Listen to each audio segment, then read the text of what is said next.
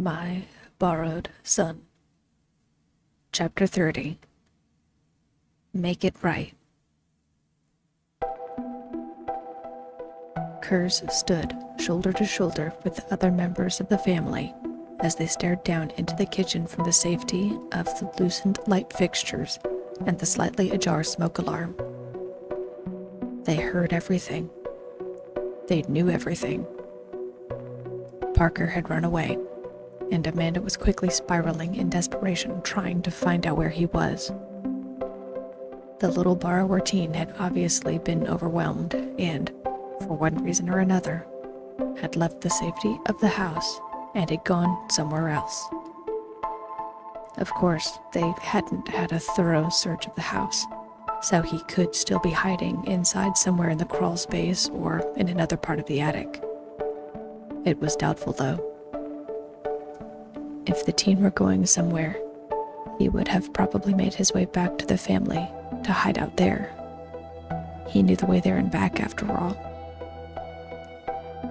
From where they were, the family witnessed everything. They watched Amanda prepare breakfast and wait around for Parker. They heard her crying out for him and turning the house upside down, trying to find him. They heard her sobbing and watched her collapse into her chair and onto the floor. What made it more unnerving was that Amanda spoke directly to them.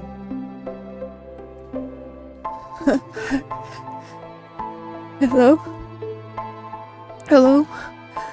My name is Amanda. I know you're there. Please. My son, Parker. She was choking on practically every word. She obviously forced herself to continue. It made everyone flinch, preparing to dart into the walls for cover if she happened to spot them. I just want to know if he's safe. Is Parker there? Is he with you?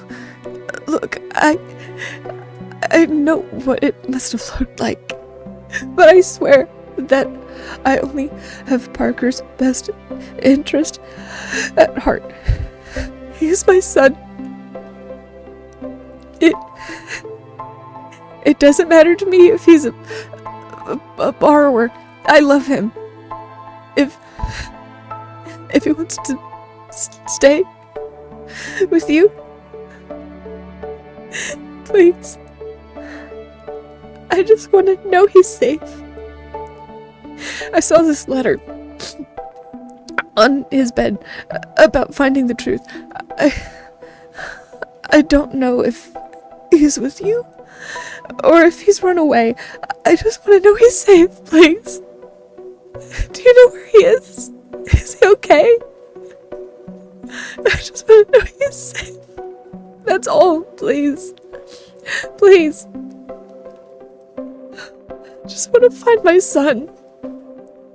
I just want to apologize to him. I didn't get to say goodbye. Please. If he's with you, please. Just give me that. It was the plea of a parent who loved their child. It was hauntingly familiar to the things Kers heard before, during his times living outside in the wilderness. Too many times, there was no last goodbye. Too many times borrowers would vanish into thin air or dragged away by some monstrosity or another.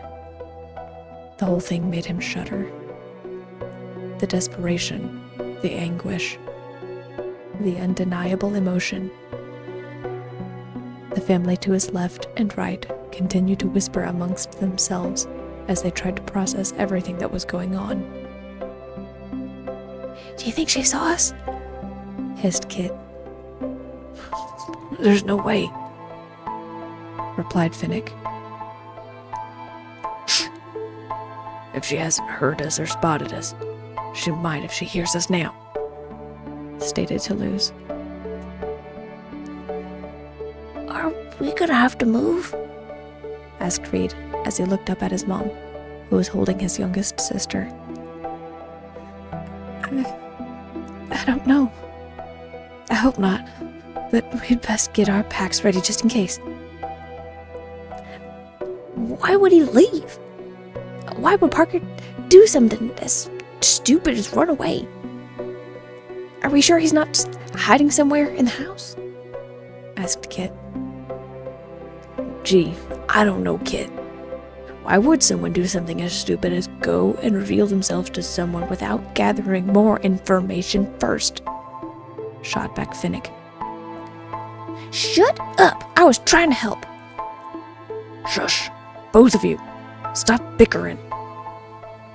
We don't know anything at this point. Toulouse sighed. Right now, we have to assume Amanda's going to start tearing down the walls to find Parker. Enough was enough. He had made a promise to himself that he would help keep Parker safe.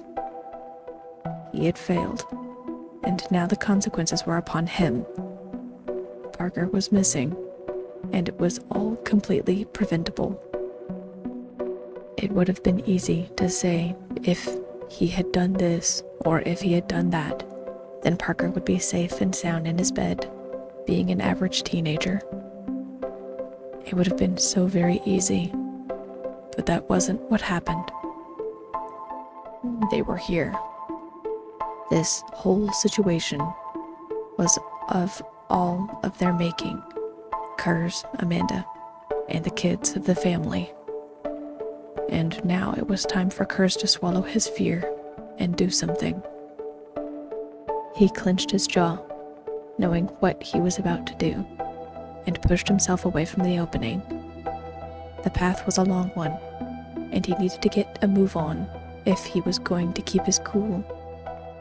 There was plenty of time for him to talk himself out of what he was about to do. When he turned around, however, Kit and the others turned around to watch him leave. What do you think you're doing? Where are you going? Hissed Kit as she lunged forward and seized Kers' arm.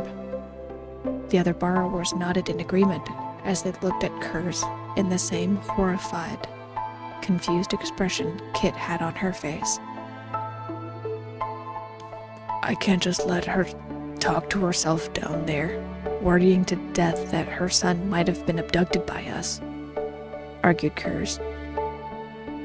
I'm going down there to talk to her. Everyone's eyes widened as big as human saucer plates, all saying at once, You can't! The rules! You'll be caught! Kers, rarely brought to anger, turned on the family of 6 and felt himself bristle. I told you that boy was fine, and you took it upon yourself to destroy his reality overnight when he wasn't ready. He was starting to ask the right questions, and I told you you shouldn't interfere. Now his mom is panicked and he's missing. Kers growled. If you had listened, we might not be in this mess. He's a borrower. He needed to be with us, and not out there playing pet. Kit countered. He isn't a pet. He's our son. And if you don't want the walls and floors to go up, you'll let me go and won't stop me, argued Kers. Because, as far as she knows, we're keeping Parker against his will. She loves him, and taking him for her own amusement is no way to treat him, Kit interrupted. She's probably stole him from his parents after poisoning them or something. At this, Kers grinned as he remembered something. He actually found himself chuckling at the irony of what just popped in his mind. It was something they said to Parker when he was in the family kitchen getting his life turned upside down. She didn't steal him. She borrowed him. There's a difference, stated Kers. He tugged his arm free and continued heading toward the secure line he'd made leading down into the living room. His heart was beating a hole straight through him, but the weight of everything that transpired was already beginning to ease. this was the right thing to do. This needed to be done. The path down usually felt like a long one, but Kers suddenly found himself standing in front of the electrical cover that led to the kitchen counter. He was there far faster than he anticipated, and sadly the words he wanted to say hadn't come to him. On the other hand, he had the last 4 years or so to come up with the right words, and hadn't managed it yet. It was now or never. Kers could only hope that the words would come to him, and that Amanda would see reason.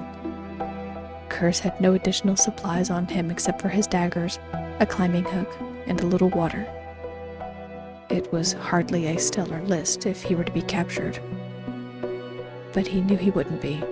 At least, he hoped he wouldn't be. Do it. Help her. You owe her that much. He reached out with trembling fingers and unlatched the electrical cover. Every instinct screamed at him to run back to the safety of the walls as he loudly opened and closed the electrical cover he used to get into the kitchen. His muscles shook and threatened to override his will and retreat back into the walls, but he stood firm. With borrowed confidence he got from somewhere he couldn't begin to name, Kers strode across the counter and stood firm as he looked out across the vertigo-inducing kitchen and the human who was already way too close for comfort. The sight was pitiful. Usually, the sight of a human was terrifying, but now almost felt like the exception. Amanda looked broken and moments away from crumbling in a heap. She was leaning against the kitchen island away from Kers, and at the moment, she hadn't noticed him. It was the biggest leap of faith Kers had taken in his life. He inhaled one last shuddering breath before daring to clear his throat.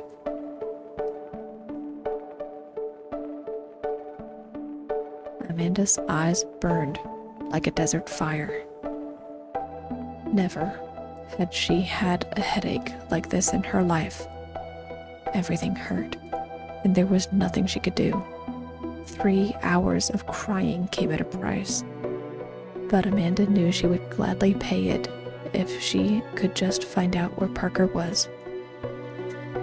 She knew she should have said something sooner. She knew she could have done so much differently, but hindsight was 20/20. There were a million ways this could have gone, and this was what it was. If it was hell, then it was of her own making, and Amanda knew it. Still, she would give anything and everything to make it right. Head pounding with every aching heartbeat, Amanda stumbled to the kitchen sink and ran some cold water over her wrists before taking a few mouthfuls of the frigid water. It barely quenched her thirst, but it was a step in the right direction. Amanda knew wallowing in sadness wouldn't bring Parker back. It wouldn't even help her feel better. It was just what her body decided to do, to react to everything around her. There was a hopeless part of her that could only assume her pleas earlier had gone unanswered. Parker had said there were others in the walls, but it was increasingly apparent none of them were ready to help her. Amanda's mind spiraled as she collapsed against the sink, another bout of sobs threatening to overtake her. Her knees were shaking like leaves in a hurricane, yet she somehow managed to stay standing while propped up against the granite surface. My boy. My precious boy. Where'd you go? Are you safe? It was right then that Amanda heard something so soft she almost missed it as her inner voice attempted to drown out all of her senses. It sounded like a clack, followed by another, softer clacking sound. What was more unnerving was it sounded like it was right behind her. Confusion added to the foggy clouds in Amanda's mind as she instinctually turned toward the sound behind her. That's when she heard it. A cough. Her heart leapt into her throat and she spun around, desperately hoping it was Parker. That's when she saw him. It wasn't Parker, but it was someone just as big as him. A borrower. He was standing out on the counter halfway between the wall and the very edge. The borrower looked to be athletically inclined, muscles noticeably toned and sharp, even at this distance under his ill-fitting clothes. There was a pack on his back, as well as a thumbtack and stay pin on his hips, both of which his hands rested on in casual preparedness. His face was slightly sallow, but his blue eyes held undeniable zeal and desire for life, a survival instinct that would not be denied. The borrower's hair, a dark and shaggy brown, had been tied into a kind of bun, using thread to keep it in a form of topknot. There was an obvious scar on his cheek, though there was no telling how he got it. Though he portrayed undeniable confidence, the same could be said for his raw apprehension. He was uncomfortable. It was obvious, and he was trying not to be. Amanda, so taken aback, stumbled backward and nearly fell to the ground when she hit the island counter behind her. The sound alone made the lone figure jump and retreat 2 steps before visibly swallowing hard and approaching the edge again. Then, in a clear and concise voice, he said, "Hello, Amanda. I think it's about time we talked." Kers was shaking from head to toe. Determination filled him, but his body's physical response could not deny he was terrified of what he was currently doing. As he looked into Amanda's immense eyes, the words of the other borrower family felt all too true.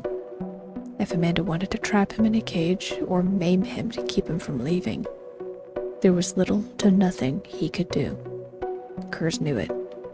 It was his worst nightmare. He also knew Amanda and her son. He knew how she interacted with him, and knew very well that Amanda would never do anything to hurt the small borrower boy. It was a testament to her maternal instincts. That being said, Kers wasn't sure how she would react to someone who she thought might have taken her child. For all he knew, she would end him on the spot. The borrower's instincts told him otherwise, but just the possibility made him shake in his borrowing boots. He could only hope Amanda saw his olive branch of information as a boon, and would take that into consideration should she turn to more violent tendencies.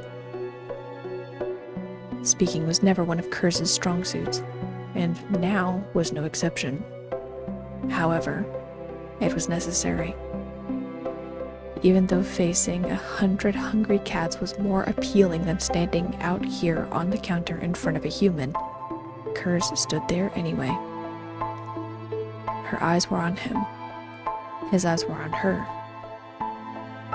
As Amanda obviously processed the information in front of her, she still managed to muster a single question, which would undoubtedly further their interaction. You. Are you Kers? Hearing his name uttered by human lips set Kers's nerves on edge. Every instinct in him screamed to flee back into the walls and abandon this futile mission. It wasn't like he had something to tell her. He didn't know where Parker was. But it wasn't the decent thing to do. He was better than that. Bigger than that. Stiffly, he swallowed his apprehension again and nodded, managing a dry "yes." As his throat constricted, choking out any other words that might have come out at that moment. Instantly, he saw Amanda's features flood with anxious hope as she continued to prop herself up onto the counter opposite him. You live in the walls? Talk to Parker? Amanda asked. Kers winced and nodded. He knew how bad that sounded. You've been watching Parker and me? Asked Amanda stiffly. Kers winced slightly at the implication and took a few deep breaths before speaking as loudly and as clearly as possible. When you put it like that, it sounds creepy. But yes, I'm the one who's been living in the walls for some time now, stated Kers, throat dry like sandpaper and body shaking already from the interaction.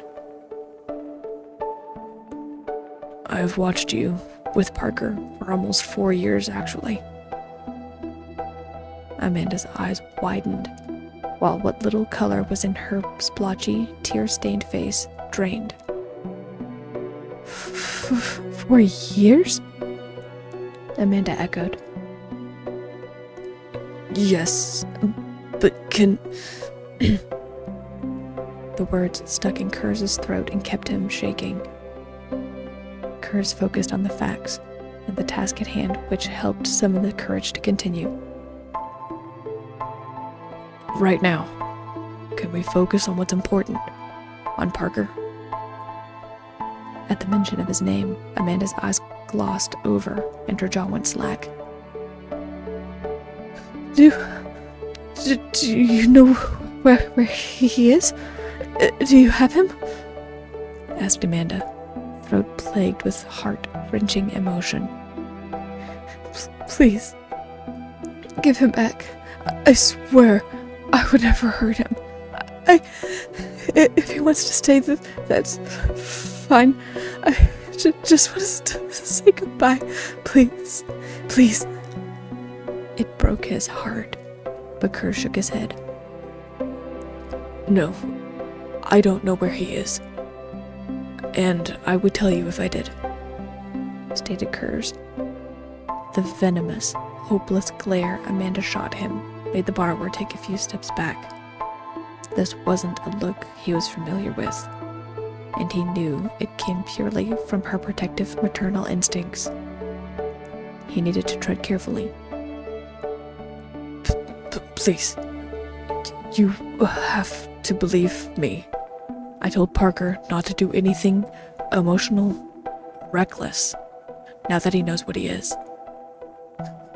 Believe you? Believe you? It's because of you he's gone, sobbed Amanda. I was going to tell him. I was going to talk to him about everything, and we're none of your business. Kers had no time to react before Amanda pushed herself off of the counter behind her and slammed into the countertop Kers was standing on. The borrower was suddenly inches from her hands. Kers blinked, and, to his horror, one of those hands suddenly wrapped around his torso and slammed him onto his back, pinning him to the granite surface. He didn't even have time to scream. Eyes blown wide with fear, Kers thrashed in the human grip instinctually as every instinct screamed to fight. He wrestled his arm around and had his fingers wrapped around his thumbtack dagger. All the while, his mind was racing. You were wrong, you were wrong, you were wrong. She's going to kill you. She's going to crush you and toss you in a jar. The borrower began to hyperventilate as his heart pumped nothing but air into his veins. He felt like he could vomit out his stomach from sheer panic. Still, he found the strength to look up into Amanda's eyes and keep control over himself. I swear, I don't have him. And I didn't tell him about us. I was going to talk to you first. Someone else thought he was in danger and went to help. It was a misunderstanding. pleaded Kers. In that moment, he was able to still his body because of what he saw. What he saw was a distraught, heartbroken, determined mom who was at her wit's end and desperately grasping at straws to find her son. She lashed out at the first person she encountered, which was all. I swear, if you don't give my son back, you will regret it, growled Amanda harshly. I already am, Kers thought. In his clearest voice and locking eyes onto Amanda's, he stiffened his features and said, I don't have your son. He's not in the walls. I checked. I wish I found him before coming down here. I only came down here because I heard your pleas and couldn't let you stand down here suffering and thinking we took him. Amanda's eyes narrowed as she latched onto the words. You don't have him. But what about the others? Did they take him? Parker said we last night. And you said it just now. What about them? Did they take him? Amanda demanded. No, we don't have him. I don't have him. They don't have him. He's gone. And we need to find him, Kers said sternly. He's confused and hurt and probably doing something reckless. And the only thing that's going to help him is us. All of us. Amanda's stunned silence gave Kers a bit of reassurance. It meant he wasn't going in a cage for now, and she was considering what he was saying. He was going to use this to his advantage. Amanda's eyes flicked from side to side as realizations hit her. It was like watching one domino hitting the next, like a Rube Goldberg machine. Her hostility returned as she loomed over him. The light illuminated her from behind, giving her a menacing silhouette like shadow as she leaned over Kers. I swear, if you are lying to me, you will regret it. You're staying down here with me until I get my son back. You will suffer 10 times what you've put me through. Do you hear me? Growled Amanda. Kers felt hopelessness creeping over him. He wanted to plead for his life, but then something crept into Kers's mind. Amanda's hands were shaking. Kers thought it was his own fear making him shake. But glancing at the hand wrapped around him told him another story. Amanda was terrified, but she was also a caring mom. It was a risky play, but he had nothing else to hide and nothing else to give. He could stab Amanda's hand and make a break for the door, but that would only create animosity and force him and the other borrowers to run for their lives. That's not what he wanted. Kers was indeed completely at Amanda's mercy, and she knew it. But Kers also knew Amanda wasn't the type to hurt someone else.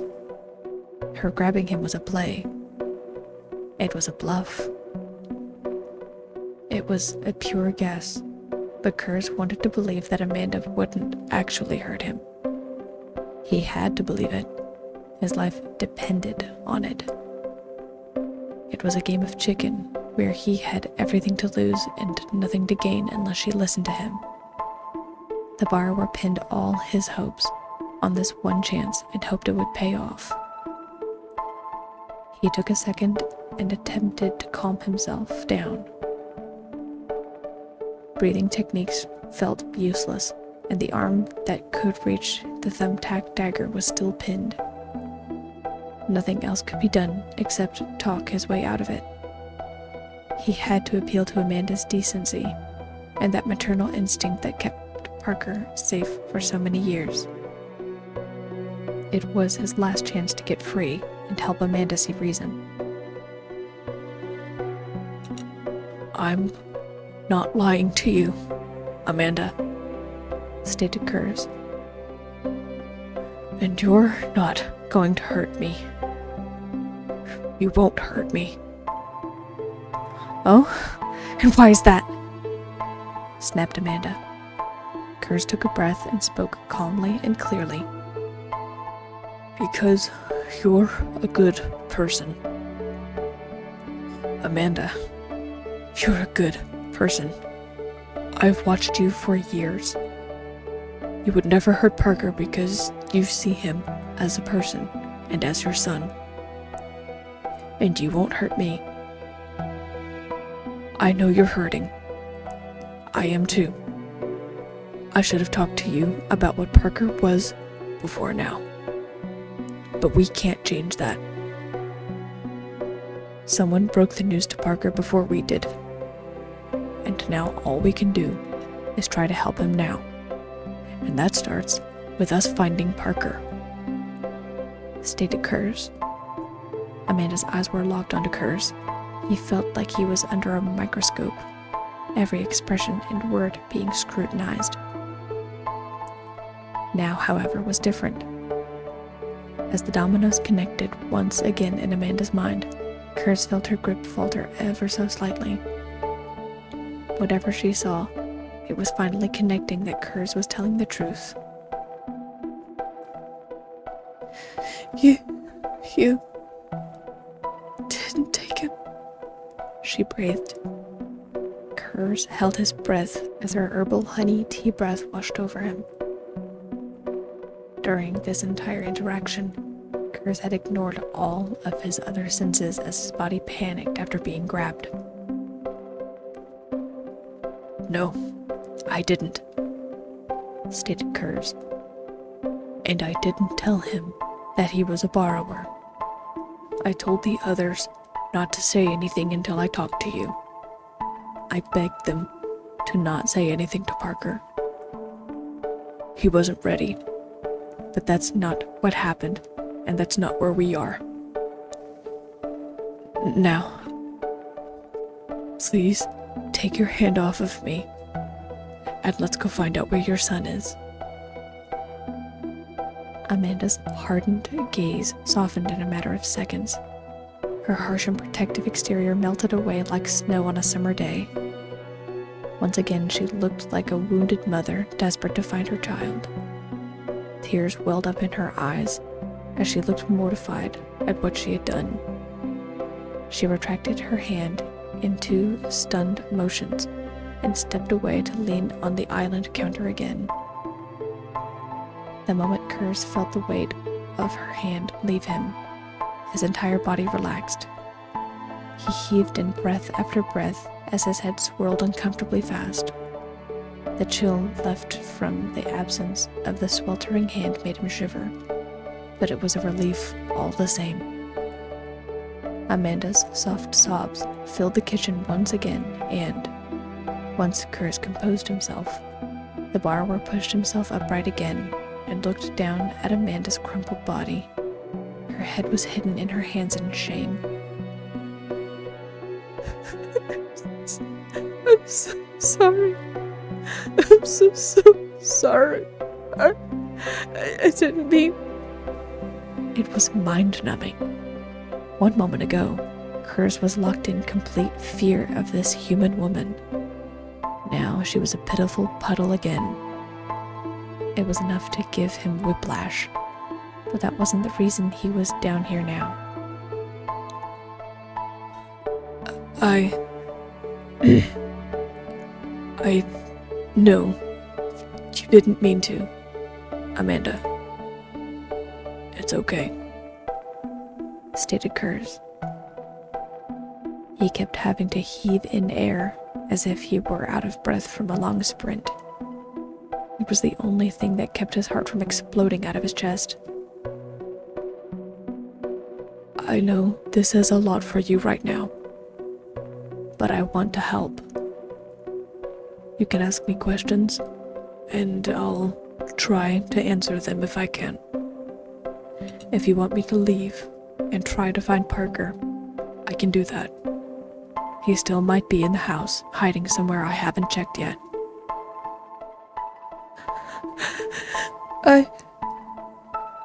Amanda looked up into Kers's eyes and barely managed a half smile.